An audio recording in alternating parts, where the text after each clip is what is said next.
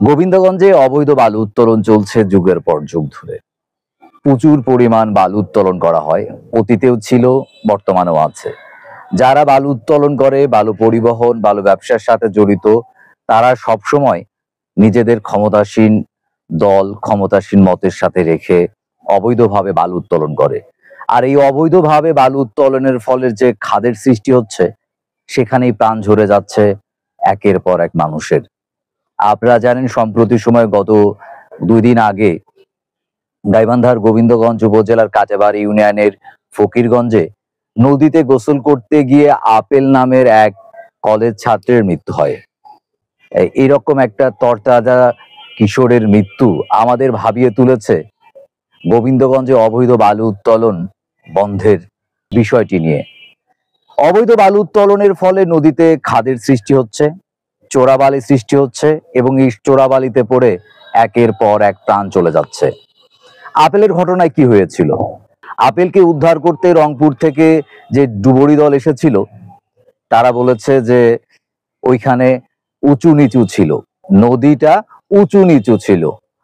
অবৈধ বালু উত্তোলনের ফলে এই নদীতে এই উঁচু নিচু এবং চোরাবালি, চোরা খাদের সৃষ্টি হচ্ছে, যেখানে পড়ে মানুষের মৃত্যু হচ্ছে। আপনারা জানেন, নদীতে এখন সেই পরিমাণ পানি নাই। করতোয়া নদীতে যে প্রচুর পরিমাণ পানি, এবং করতোয়া সহ বাঙালি যে নদীগুলো রয়েছে, সেই নদীগুলোতে যে প্রচুর পরিমাণ পানি এমনটা নয়, অল্প পানি।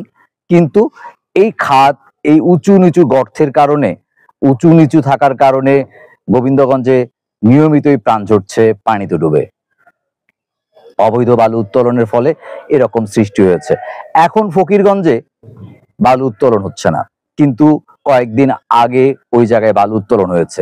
এখন তার সামনে হচ্ছে, পিছনে হচ্ছে।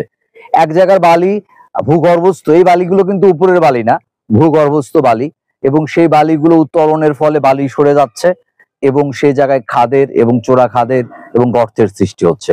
এইভাবেই ঝরে যাচ্ছে গোবিন্দগঞ্জের এক একটি তরুণ সম্ভাবনাময় প্রাণ।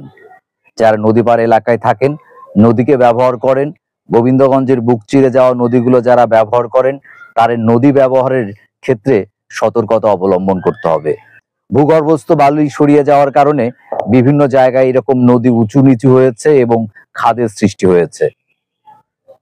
সেই সাথে প্রশাসনের প্রতি উদ্যত আহ্বান, যারা বালু উত্তোলন করছে অবৈধভাবে, বালু পরিবহন করছে অবৈধভাবে, তাদের বিরুদ্ধে কার্যকর ব্যবস্থা গ্রহণ করার জন্য।